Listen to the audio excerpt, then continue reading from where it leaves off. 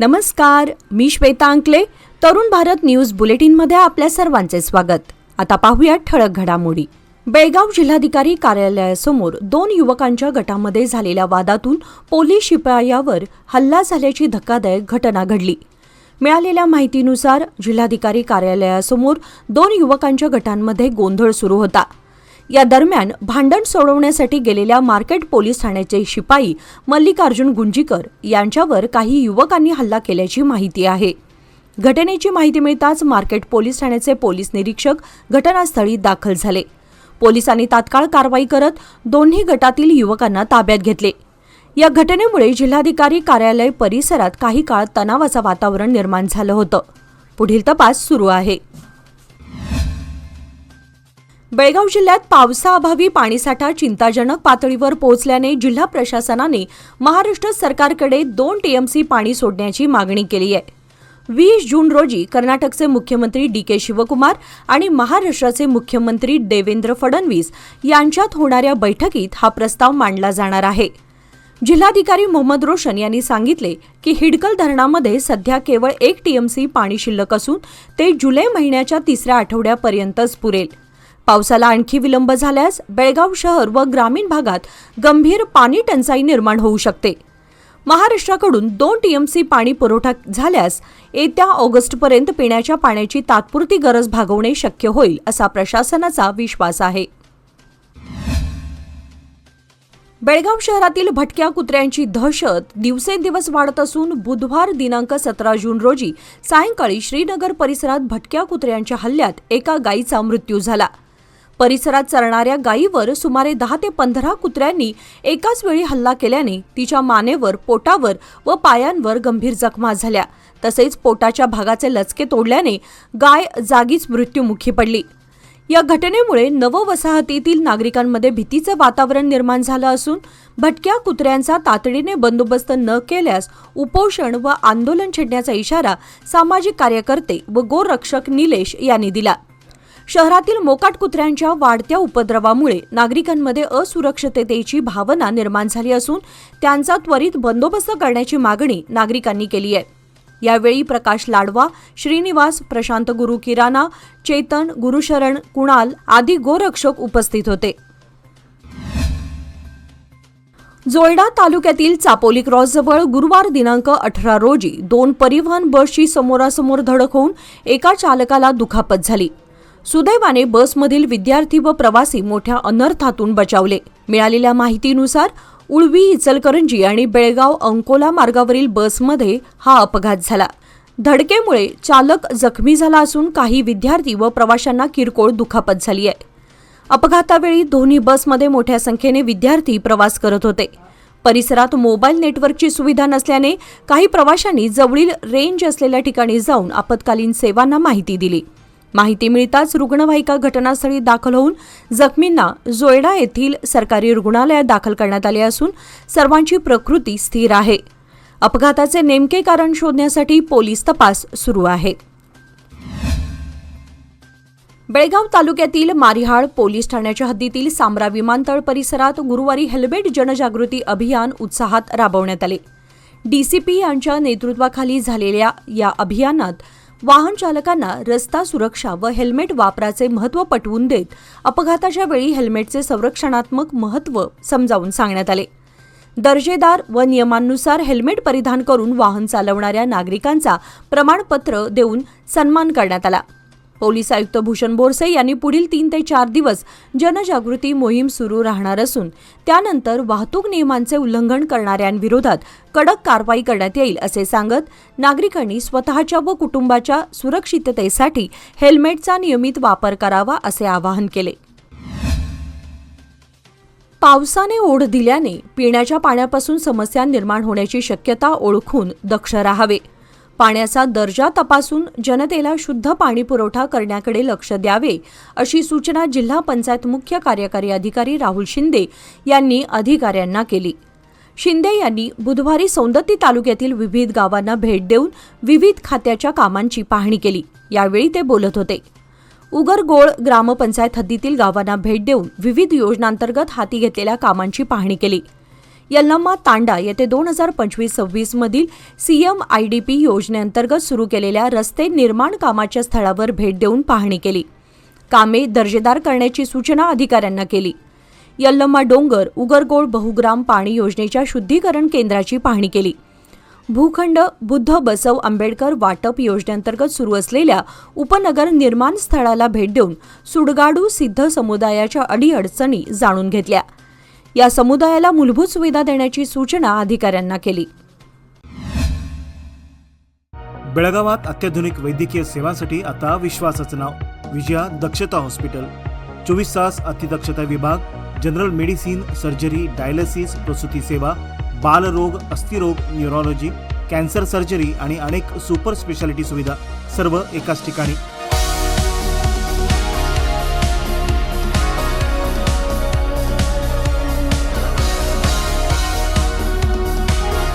अनुभवी डॉक्टर, आधुनिक तंत्रज्ञान आणि रुग्णांसाठी मनापासून सेवा. सर्व प्रमुख विमा आणि सरकारी योजना स्वीकारल्या जातात. आजच भेट द्या. खानापूर रोड, 3ऱ्या रेल्वे गेटजवळ, रेल्वे ओव्हरब्रिजच्या खाली, टिळकवाडी, बेळगाव. संपर्क 7353641444.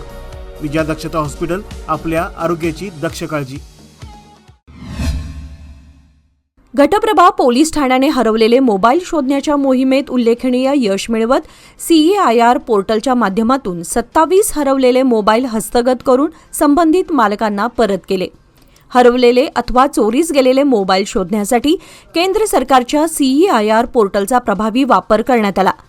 तांत्रिक तपास आणि पोर्टलवरील माहितीच्या आधारे मोबाईलचा मागोवा घेऊन ते जप्त करण्यात आले. आवश्यक पडताळणी पूर्ण केल्यानंतर संबंधित मालकांना मोबाईल सुपूर्द करण्यात आले असून मोबाईल परत मिळालेल्या नागरिकांनी घटप्रभा पोलिसांचे आभार मानले. तसेच मोबाईल हरवल्यास किंवा चोरीस गेल्यास नागरिकांनी त्वरित CEIR पोर्टलवर नोंदणी करून आवश्यक माहिती सादर करावी असे आवाहन पोलीस प्रशासनाने केले आहे. बेळगाव जिल्ह्यातील विविध विकास कामांसाठी आवश्यक खासगी जमिनींच्या संपादनासाठी जिल्हास्तरीय दर निर्धारण समितीची बैठक जिल्हाधिकारी मोहम्मद रोशन यांच्या अध्यक्षतेखाली पार पडली. जिल्हाधिकारी कार्यालयातील सभागृहात झालेल्या या बैठकीस संबंधित विभागांचे अधिकारी तसेच भूमालक उपस्थित होते. विविध प्रकल्पांसाठी संपादित करण्यात येणाऱ्या जमिनींच्या दरांबाबत चर्चा करून अंतिम दर निश्चित करण्यात आले. यामुळे विकास कामांसाठी जमीन संपादन प्रक्रियेला गती मिळणार असल्याचे सांगण्यात आले. बेळगाव उत्तरचे आमदार आसिफ सेठ यांच्या वतीने युवा नेते अमान सेठ यांच्या नेतृत्वाखालील पथकाने रमतनगर आणि बसव कॉलनी परिसरात सुरू असलेल्या विकास कामांची पाहणी केली. या भेटीदरम्यान पथकाने स्थानिक नागरिकांशी संवाद साधून सुरू असलेल्या विविध पायाभूत सुविधांच्या कामांचा आढावा घेतला. तसेच कामांच्या प्रगतीबाबत माहिती घेतली. कामे वेळेत आणि गुणवत्तापूर्ण पद्धतीने पूर्ण करण्याचे आश्वासन यावेळी देण्यात आले. नागरिकांच्या अडचणी व गरजा जाणून घेऊन त्यांची नोंद करण्यात आली असून संबंधित अधिकाऱ्यांकडे पुढील कार्यवाहीसाठी पाठपुरावा करण्यात येणार असल्याचे सांगण्यात आले. कर्नाटकाच्या विधान परिषदेच्या 7 जागांसाठी गुरुवारी बेंगळूर येथील विधानसौध येथे गुप्त मतदान पार पडले. या मतदानात लक्ष्मी हेब्बाळकर यांनी सहभाग घेत मतदानाचा हक्क बजावला. मतदानानंतर त्यांनी काँग्रेसचे 5ही उमेदवार विजयी होतील असा विश्वास व्यक्त केला. विधानसभेतील 222 सदस्यांकडून 7 सदस्यांची निवड करण्यात येत असून या निवडणुकीच्या निकालाकडे राज्याचे लक्ष लागले. भारतीय हवामान विभागाने प्रसिद्ध केलेल्या निवेदनानुसार राज्यात नैऋत्य मोसमी पावसाच्या पुढील प्रगतीला सध्या अनुकूल मोठ्या प्रमाणावरील हवामान परिस्थिती नसल्याने विलंब होतोय. IMDच्या माहितीनुसार 8 जून 2026 रोजी नैऋत्य मोसमी पाऊस दक्षिण कोकण आणि दक्षिण मध्य कर्नाटक महाराष्ट्राच्या काही भागात दाखल झाला होता. मात्र त्यानंतर गेल्या काही दिवसांपासून राज्याच्या उर्वरित भागात त्याची आगेकूच ठप्प झाली आहे. सध्याच्या हवामान अंदाजानुसार 24 ते 25 जून दरम्यान कोकण किनारपट्टीवर पावसाच्या हालचालींमध्ये वाढ होण्याची शक्यता आहे. यासाठी आवश्यक हवामान परिस्थितीवर भारतीय हवामान विभागाकडून सातत्यानं लक्ष ठेवलं जात आहे. दरम्यान शेतकरी आणि नागरिकांनी अधिकृत हवामान अंदाजांवर लक्ष ठेवावं असं आवाहन करण्यात आलंय. आगामी मोहरम सणाच्या पार्श्वभूमीवर हुक्केरी पोलीस ठाण्याच्या वतीने आयोजित शांतता बैठकीत विविध समाजातील नागरिक, धर्मगुरू व मान्यवर सहभागी झाले होते. मोहरम सण शांतता, सौहार्द व शिस्तीमध्ये साजरा करावा, तसेच कोणाच्याही भावना दुखावल्या जाणार नाहीत याची काळजी घेऊन कायदा व सुव्यवस्था राखण्यासाठी पोलीस प्रशासनाला सहकार्य करावे असे आवाहन करण्यात आले. बैठकीत मिरवणुका, धार्मिक कार्यक्रम व सार्वजनिक उपक्रमांबाबत आवश्यक मार्गदर्शक सूचना देण्यात आल्या. अफवांवर विश्वास न ठेवता संशयास्पद बाबींची तात्काळ पोलिसांना माहिती द्यावी असे सांगण्यात आले असून शांततापूर्ण व सुरक्षित मोहरम साजरा करण्याचा निर्धार यावेळी व्यक्त करण्यात आला. कर्नाटकच्या वाट्याचा निधी केंद्राकडून योग्य प्रमाणात मिळालेला नाही हा काँग्रेसचा आरोप चुकीचा असून एनडीए सरकारने यूपीए सरकारच्या तुलनेत 263% अधिक निधी राज्याला दिला आहे, असे विजयपूरचे खासदार रमेश जिगजिणगी यांनी सांगितले. यूपीए काळामध्ये कर्नाटकला 81,794 कोटी रुपये मिळाले असताना एनडीए सरकारच्या काळात 2,96,730 कोटी रुपये मिळाल्याचे त्यांनी स्पष्ट केले. जनधन योजनेमुळे कर्नाटकातील 2,14,00,000 नागरिक बँकिंग व्यवस्थेशी जोडले गेले असून कोविड काळामध्ये 280 कोटी मोफत लसी देऊन जीव वाचवण्यात आल्याचे त्यांनी नमूद केले. काँग्रेसकडून दिशाभूल होत असून विकास कामांसाठी केंद्र सरकारकडून मोठा निधी मिळत असल्याचेही त्यांनी पत्रकार परिषदेत सांगितले. या पत्रकार परिषदेला माजी मंत्री एस.के. बेल्लुब्बी, माजी आमदार रमेश भुसनूर, भाजप जिल्हाध्यक्ष गुरुलिंगप्पा अंगडी तसेच संजीव ऐहोळी, साबू माशाळ, इरन्ना रावूर आणि संदीप पाटील यांच्यासह अनेक नेते उपस्थित होते. हिडकल धरण परिसरातील 110-33 केव्ही वीज वहन यंत्रणेच्या अनिवार्य देखभाल कामामुळे 18 व 19 जून रोजी वीज पुरवठा बंद राहणार असल्याने शहराच्या पाणी पुरवठ्यावर परिणाम होणार आहे. L&T वॉटर सप्लायने दिलेल्या माहितीनुसार नियमित पाणी पुरवठा विस्कळीत होऊन तो सुमारे 2 दिवस उशिराने होण्याची शक्यता आहे. उत्तर व दक्षिण बेळगाव तसेच उत्तर व दक्षिण डेपो झोनमधील नागरिकांना याचा फटका बसणार आहे. त्यामुळे आवश्यक तितक्या पाण्याची साठवणूक करून प्रशासनाला सहकार्य करावे असे आवाहन करण्यात आले असून गैरसोयीबद्दल दिलगिरीही व्यक्त करण्यात आली आहे. लोकमान्यच्या मुदत ठेव योजना म्हणजेच सुयोग्य कालावधीत सर्वोत्तम व्याजदर. आता तुमच्या गुंतवणुकीवर मिळवा 10.10% परतावा. अधिक माहितीसाठी आजच संपर्क करा 1800212405. लोकमान्य, प्रत्येक पावलावर तुमच्या सोबत. योजना फक्त सभासदांकरिता. नियम व अटी लागू. विद्यार्थ्यांच्या सुरक्षित वाहतुकीच्या दृष्टीने बेळगाव शहरातल्या कॅम्प भागातील सेंट पॉल आणि सेंट झेवियर्स यांच्या वतीने विद्यार्थ्यांची ने-आण करणाऱ्या ऑटोचालकांची विशेष बैठक आयोजित करण्यात आली होती. सदर बैठकीला सुमारे 186 ऑटोचालक उपस्थित होते. शाळा व्यवस्थापनाने ऑटोचालकांच्या सेवाभावाचे कौतुक करत विद्यार्थ्यांच्या सुरक्षिततेला सर्वोच्च प्राधान्य देण्याचे आवाहन केले. यावेळी कॅम्प पोलीस ठाण्याचे PSI यांनी रस्ता सुरक्षा, वाहतूक नियमांचे पालन, शिस्तबद्ध वाहतूक आणि ऑटो रिक्षा वाहनांमध्ये मर्यादेपेक्षा अधिक गर्दी टाळण्याबाबत मार्गदर्शन केले. विद्यार्थ्यांना सुरक्षित प्रवास उपलब्ध करून देण्यासाठी शाळा, पालक, ऑटोचालक आणि पोलीस प्रशासन यांच्यातील समन्वय अधिक दृढ करण्याचा निर्धार यावेळी व्यक्त करण्यात आला. बेळगावातील KLS institute of management education and research येथे वार्षिक प्लेसमेंट डे उत्साहात साजरा करण्यात आला. नोकरी मिळवलेल्या विद्यार्थ्यांच्या पालकांना केंद्रस्थानी ठेवून त्यांचा विशेष सन्मान करण्यात आला. विद्यार्थ्यांच्या यशामागील त्यांचा त्याग आणि पाठिंब्याची दखल घेण्यात आली. कार्यक्रमात MBA बॅच 2025च्या प्लेसमेंट यशाचा गौरव करण्यात आला. तसेच फेडरल बँकेने 6 विद्यार्थ्यांना 16,42,000 रुपयांचे सर्वोच्च पॅकेज देऊन महत्त्वाचा टप्पा गाठला.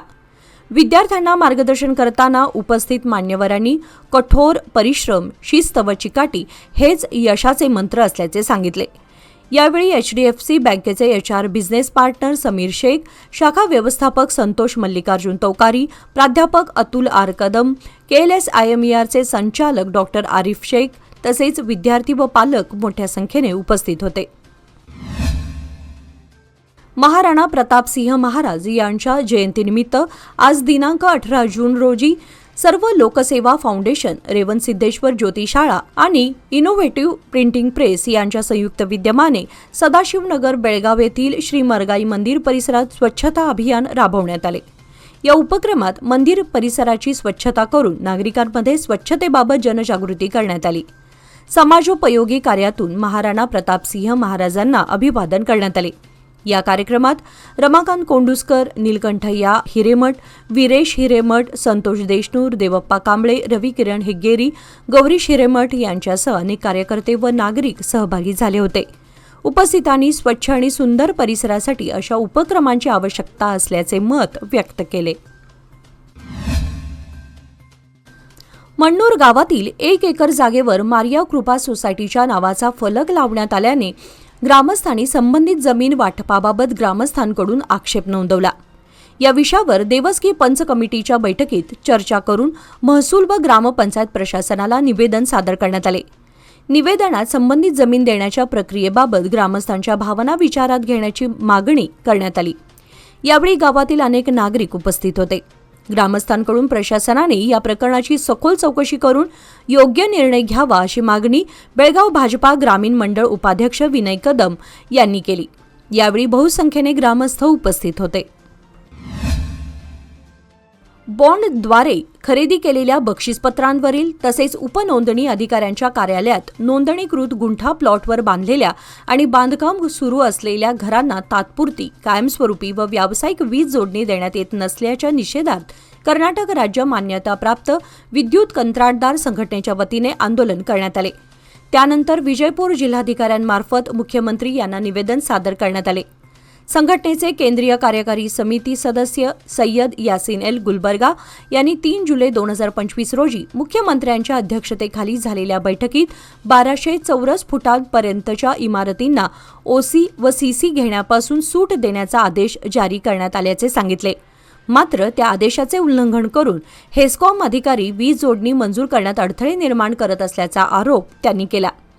या आंदोलनात विविध पदाधिकारी, ग्राहक तसेच शेतकरी संघटनांचे प्रतिनिधी सहभागी झाले होते। बेळगाव शहरातील हिंदू खाटीक समाजातर्फे त्रिवार्षिक बिरदेव यात्रा मंगळवार दिनांक 23 जून रोजी शहरातील बकरी मंडई गणाचारी गल्ली येथे साजरी केली जाणार आहे। सकाळी 7 वाजता महाअभिषेक, सकाळी 10 वाजता अंबिल कलश मिरवणूक समादेवी गल्ली, खडे बाजार, काकतीवेस व गणाचारी गल्ली मार्गे बकरी मंडई येथे काढण्यात येणार आहे। सकाळी 11 वाजता हिंदू खाटीक समाज बेळगावच्या नवीन फलकाचे उद्घाटन, दुपारी 12 वाजता महाआरती तसेच दुपारी 12 ते 3 या वेळेमध्ये महाप्रसादाचे आयोजन करण्यात आले आहे। सर्व समाज बांधवांनी मोठ्या संख्येने उपस्थित राहून कार्यक्रमाची शोभा वाढवावी असे आवाहन हिंदू खाटीक समाजातर्फे करण्यात आले आहे। विजयपूर जिल्हा अंमली पदार्थ मुक्त करण्यासाठी पोलीस विभागाने सातत्याने कठोर कारवाई सुरू ठेवली असून 1 जून ते 16 जून 2026 या कालावधीत विशेष मोहीम राबवून अंमली पदार्थ विक्री व सेवन करणाऱ्यांविरोधात गुन्हे दाखल करण्यात आले आहेत अशी माहिती जिल्हा पोलीस अधीक्षक लक्ष्मण निंबर्गी यांनी दिली। या कारवाईमध्ये विविध पोलीस ठाण्यांच्या हद्दीमध्ये एकूण 7 पेडलर्स विरोधात गुन्हे दाखल करून 61.770 किलो गांजा जप्त करण्यात आला असून त्याची अंदाजे किंमत 15,78,000 रुपये आहे। सिंदगी पोलीस ठाण्याच्या हद्दीमध्ये 34.400 किलो, मनगुळ येथे 15.60 किलो तर गोल गुंबज पोलीस ठाण्यामध्ये 2 प्रकरणात 11.295 किलो गांजा जप्त करण्यात आला आहे।